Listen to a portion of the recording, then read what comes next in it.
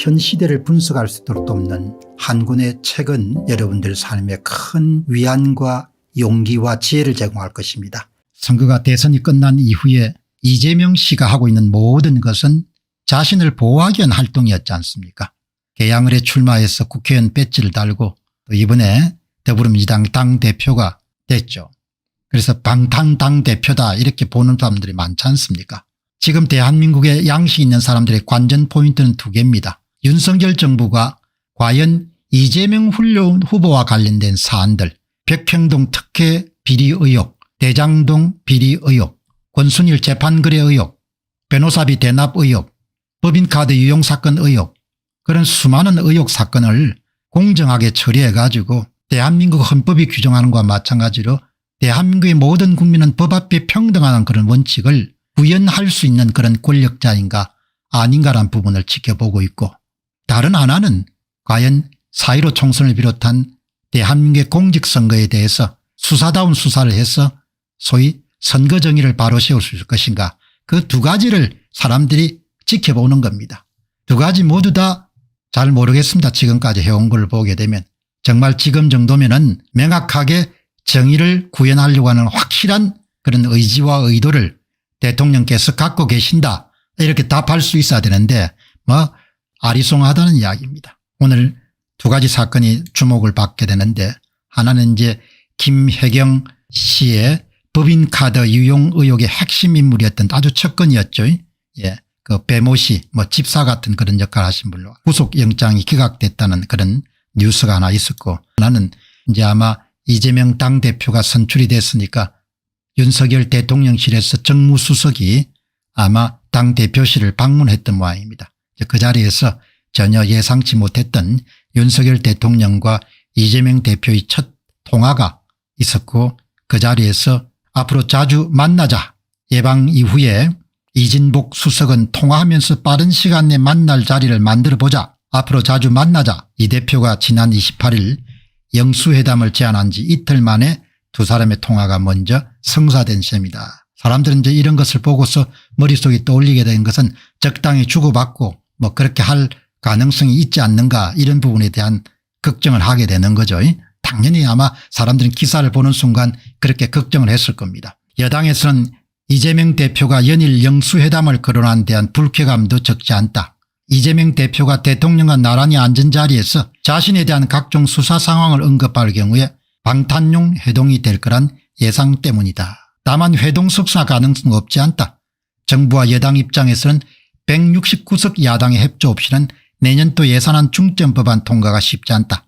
이재명 대표 입장에서도 민생 성과를 이루려면 정부 협조가 필요하다. 그러니 서로가 주고받아 가지고 적당한 선에 타협해 가지고 그렇게 나가는 그런 분위기가 생겨나는 부분에 대해서 사람들이 우려를 하는 것이죠. 이제 그렇게 나가는 경우는 그야말로 이제 정의의 부재가 고착화되는 거죠. 그렇게 되는 겁니다. 그렇게 갈 가능성이 높죠.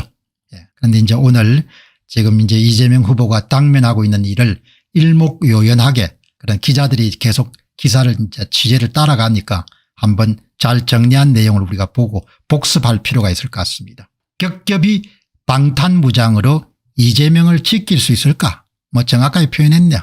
대선 이후에 이재명 후보와 또 이재명 후보를 엄호 사격하는 더불어민주당의 그런 핵심 인사들의 모든 행보는 결국 이재명을 보호하라, 이재명 방탄, 모든 것이 다 모아졌던 거죠. 그것을 압축해서 여기에 김지현 정치부 차장이 잘 정리를 했으니까 한 보시죠. 5개월이 지난 지금 이 의원에서 이재명 대표로 두 번 직책이 바뀌었습니다. 이재명 후보, 이재명 국회의원, 이재명 당대표, 인천 계양을 보궐선거에 사실상 셀프 공천으로 당선됐습니다. 가까운 의원들의 만류에도 불구하고 전당대회까지 출마해서 결국은 8월 28일 민주당 대표 자리에 올랐습니다. 그만큼 자신을 보호해야 돼야 될 그런 절체절명의 그런 위기감이 있는 것이죠. 그러니까 뭐 이재명 의원은 이렇게 생각하지 않겠습니까? 바닥부터 시작해서 악착같이 올라온 사람이기 때문에 뭐 수단 방법을 가리지 않겠죠. 자기가 이번에 방탄만 되면은 다음은 대권은 무난하게 된 것이다. 또 그것에 베팅하는 사람들이 이번에 적극적으로 더불어민주당에 송영길 씨도 그 시나리오에 적극적으로 베팅하겠죠. 뭐 충분히 가능하지 않습니까? 선거가 장악되어 있는 상태니까. 지금은 뭐 뜬금없는 이야기다 이렇게 생각하시는 분도 계시지만 저는 그렇게 생각하지 않거든요. 선거가 특정 세력에 의해서 장악되어 있는 상태이기 때문에 큰 이변이 없으면 당선되겠죠. 그거를 또 정치 초급기 발달할 사람들이지 않습니까? 송영길 당대표는 그걸 읽기 때문에 자기의 지역구를 선뜻 뭡니까?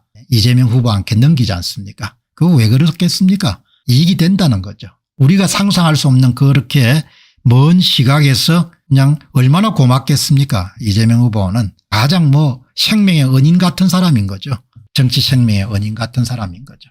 송영길 당대표가 그런 자기의 지역구를 선뜻 넘기는 걸 보면서 아, 저 양반은 저렇게 지금 계산을 이미 5년 후를 계산하고 있구나. 그렇게 여러분도 생각 많이 하셨죠. 선거를 갖고 있기 때문에 뭐 얼마든지 가능한 이야기죠. 방탄 논란도 눈덩이처럼 불어났습니다. 의원 배지에 원내 일당 대표는 부족했는지 개딸들은 부정부패로 기소돼도 당직을 유지할 수 있게 해달라고 당헌 개정까지 청원했습니다. 이재명 대표 관련 사건들의 공소시효 종료가 임박했기 때문에 미리 사전 조치를 취해 놓으려는 노골적인 요구였습니다. 덕분에 이제 이재명 대표는 검찰에 의해서 기소가 되더라도 자기가 의장을 맡는 당무위원회를 연 뒤에 친명 최고위원들과 함께 스스로를 정치 탄압의 희생양으로 판단만 하면 됩니다. 정말 치밀하죠.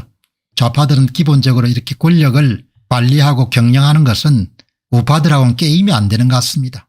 문재인 씨가 마지막까지 권력을 행사했지 않습니까? 지금은 뭐 벌써 윤석열 씨는 그냥 권력이 그냥 레임덕처럼 그렇게 허물허물 오징어처럼 바뀌었는데 지금 준비하는 거 보시기 바랍니다. 기가 찬 거죠. 새로 꾸며진 친명 지도부도 출범하자마자 개딸들 못지않게 이재명 지키기에 혈안이 된 모습이다. 첫 번째 공식 최고위원회부터 이재명 대표의 부인 김혜경 씨의 법인카드 유용 의혹에 맞서 그럼 김건희도 특검하라는 카네를 꺼내들였으니 앞으로 볼만할 것 같다. 수석으로 당선된 정청래 최고위원은 이날 회의장에서 이번 전당대 결과는 내부 총질 중지 총구는 밖으로 이재명 당대표를 중심으로 똘똘 뭉치라는 메시지라면서 비명계에 대한 공개 경고까지 했다. 뭐 이렇게 여러분들 권력을 잘 관리하는 겁니다. 그리고 시간 가면서 아마 이 방탄을 성공시키게 되면은 빠른 시간 내에 줄을 서겠죠. 선거는 갖고 있으니까. 그러면 이제 제가 늘 강조했다시피 윤석열 정부는 그냥 산소 호흡기 달고 있는 정부다. 우파들이 기억해야 될 거는 그게 뭐 눈앞에 금세 드러나는 거지 않습니까? 방탄만 성공시키면 되는 거죠. 이제일님이 정의의 칼이 너무 먹히지 않습니다. 답답합니다. 이렇게 되네요.